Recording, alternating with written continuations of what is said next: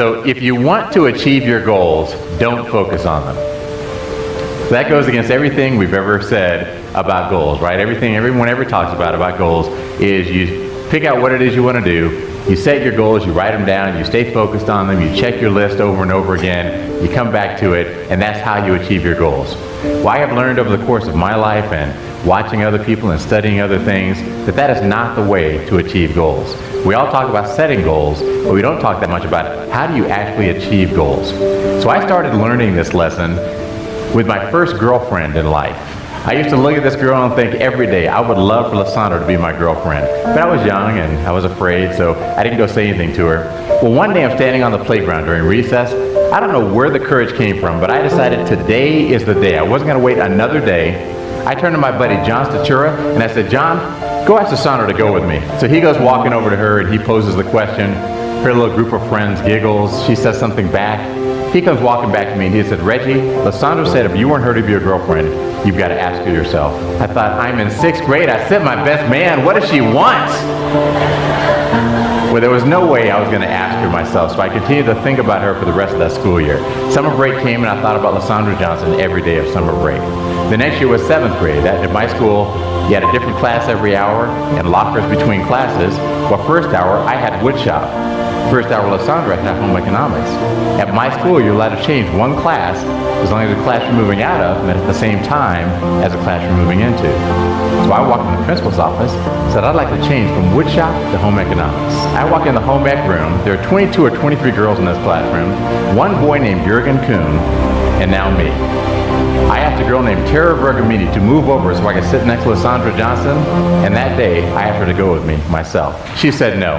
That was my first lesson in the prerogative of women. There would be many more.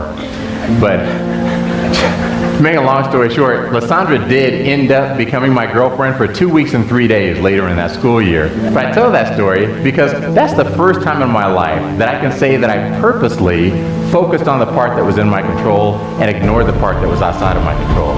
That was the first time in my life that I purposely focused on my behaviors rather than my goal. We set goals for ourselves, but our goals are things that are outside of our control. Whatever it is you want to achieve in your life, if you're a student and you want to get an A in a class, that's outside of your control. You don't get to write A's on all of your papers.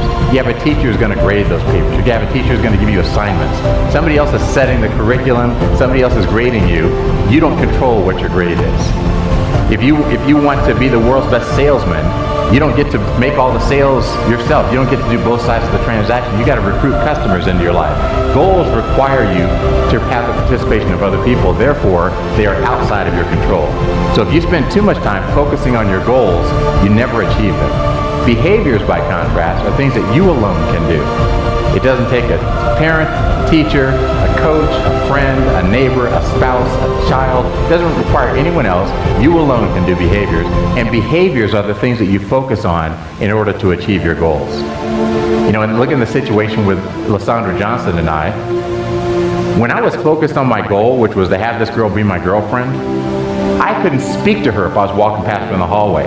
In my head, all the time was, Lysandra's cute, I want her to be my girlfriend. Lysandra's cute, I want her to be my girlfriend. We're walking past her in the hallway, I would turn the other way. I would not even say hello to her because I was terrified.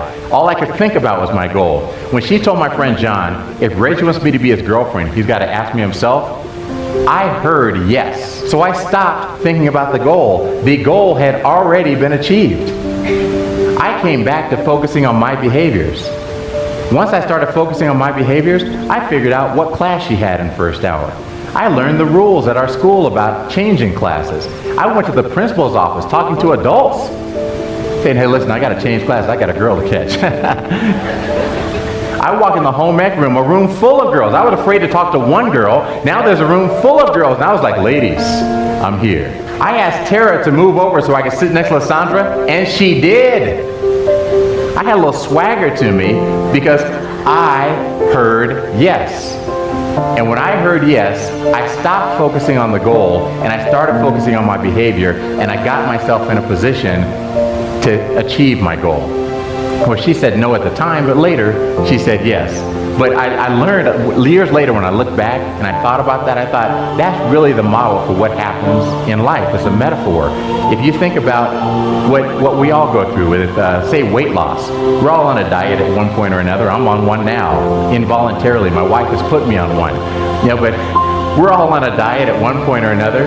And how does a diet start? It starts with a goal.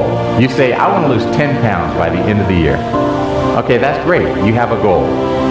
If you stay focused on that goal, you will never lose 10 pounds. Because what's the next thing we do?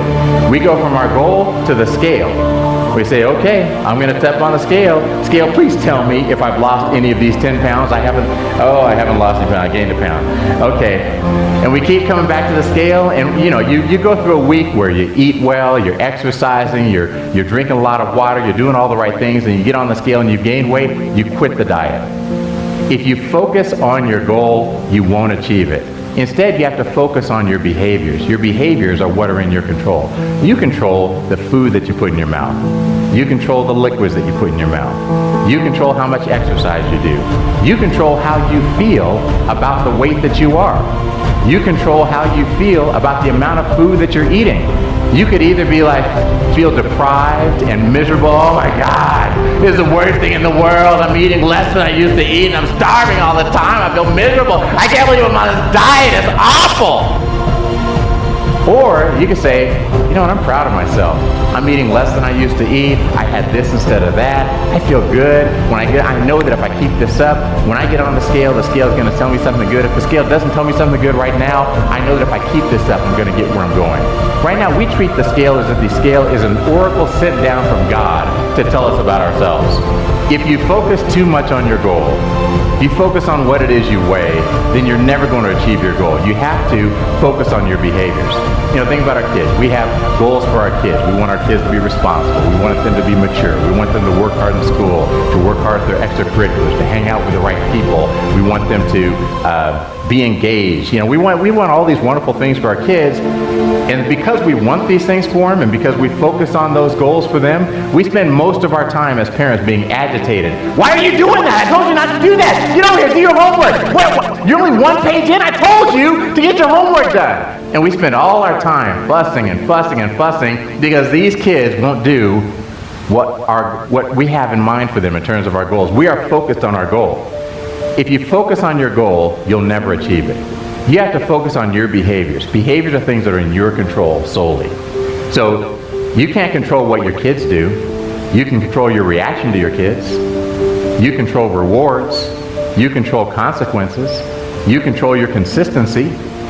You control whether you deliver on the things that you say you're going to do. You control whether you respond to your kids at a level 10 or a level 3. You control what you control. And when you focus on the part that's in your control, which are your behaviors, you tend to achieve your goals.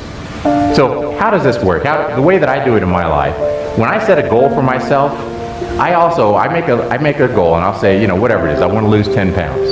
So then I immediately look and I say, behaviors are very short term.